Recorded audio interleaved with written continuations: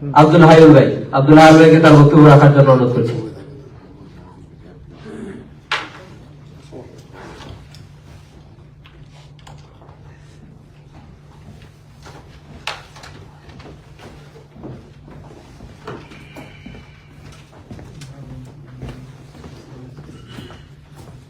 আসসালামু আলাইকুম। ধন্যবাদ অনেক আমাকে সুযোগ করে দেওয়ার জন্য। আসলে আমি তেমন বক্তব্য জানি না। আজকে এখানে উপস্থিত আছেন জাপান বিএনপির নেতৃবৃন্দ এবং অঙ্গ সংগঠনের নেতৃবৃন্দ। আসসালামু আলাইকুম। আজকে আমরা এখানে যে শহীদ প্রেসিডেন্ট জিয়াউর রহমানের শাহাদত বার্ষিকীতে আমরা এখানে উপস্থিত হয়েছি।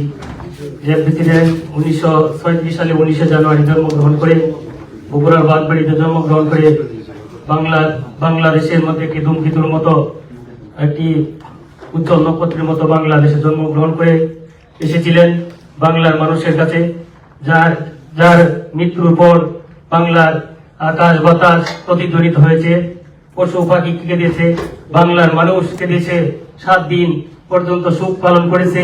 সেই নেতার আজকে শাহাদত বার্ষিকী। সেই নেতার শাহাদত বার্ষিকী, যে নেতার কৃতকর্মের জন্য আজও বাংলাদেশের মানুষ প্রতিটি ঘরে ঘরে জিয়াউর রহমানের নাম নিয়ে থাকে এবং জিয়াউর রহমানের গণকীর্তন করে থাকে।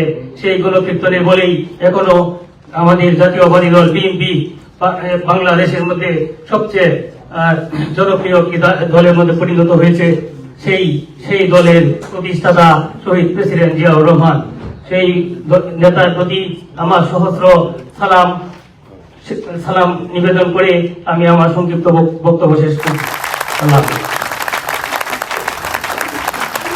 ধন্যবাদ হাইউল ভাইকে তার মূল্যবান বক্তব্য রাখার জন্য।